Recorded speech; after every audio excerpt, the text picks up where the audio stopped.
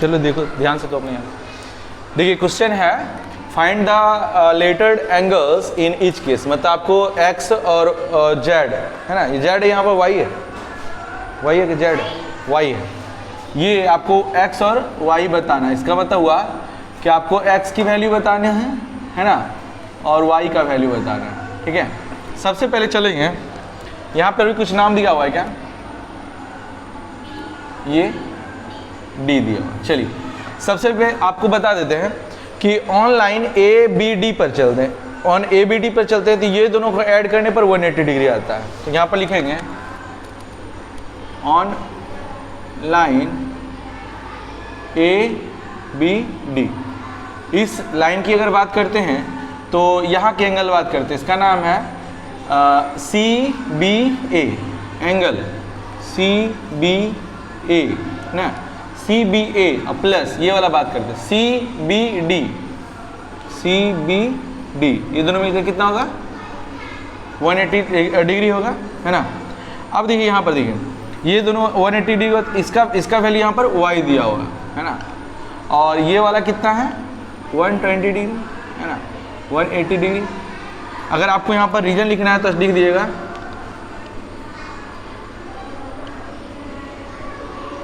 Straight line. ठीक है, इससे क्या होगा, रीजन पता चल जाएगा कि स्ट्रेट लाइन के कारण ही 180 डिग्री हुआ। ठीक है, तो यहाँ पर क्या हो जाएगा, तो y की अगर वैल्यू देखा जाए तो यहाँ पर y की वैल्यू अगर देखा जाए तो हो जाएगा 180 डिग्री माइनस 120 डिग्री, तो y इज इक्वल टू हो जाएगा 60 डिग्री। एक का तो निकल गया। अब आते हैं इस ट्रायंगल में आते हैं। ठीक है, इस ट्रायंगल में आते हैं, इस ट्रायंगल का तीनों एंगल ये और ये सब मिलकर कितना होता है 180 डिग्री होता है। यहाँ लिखेंगे in triangle A B C.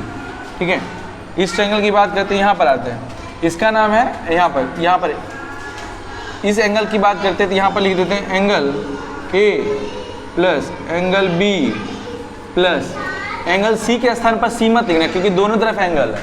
यहाँ पर लिख देना A C B is equal to 180 degree, है ना। फिर इसका जो वैल्यू दिया हुआ 40 दिया हुआ।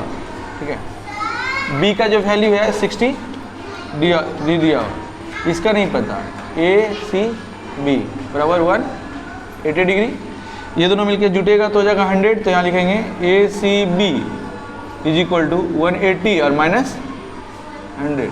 ठीक है, तो ए सी बी का वैल्यू जो आ जाएगा कितना आ जाएगा 80 डिग्री।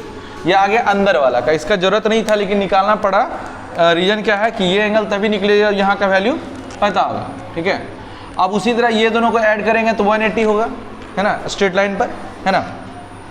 नीचे दिख रहा है ना, यहाँ तक ना, तो ये साइड यहाँ तक इधर बना सकते हैं, है ना, दिख रहा है ना। चलिए अगर हम बात करते हैं अगर हम इसको बात करते हैं ये वाला, ठीक है, तो यहाँ लिखते हैं फिर से ऑन लाइन कौन सा ए सी ई। ठीक है, ए सी ई इस लाइन की बात करते हैं, है ना।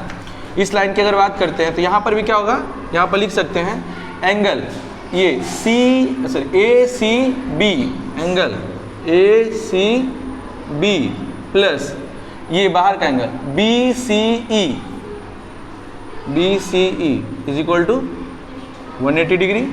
तो यहाँ का जो वैल्यू है वह 80 डिग्री दिया हुआ है और बाहर का वैल्यू x दिया हुआ is equal to 180 degree. Reason आपको लिखना रहेगा तो स्ट्रेट लाइन लिख दीजिए। ठीक है, अब इसको उधर घटा देते हैं, x इज इक्वल टू हो जाएगा 180 degree and minus 80 degree, x is equal to हो जाएगा 180, है ना। तो अतः hence x is equal to 100 and y is equal to x is equal to 100 और y इज इक्वल टू 60। ठीक है, तो इस तरह आप बना सकते हैं काफ़ी इजी ढंग से। ठीक है।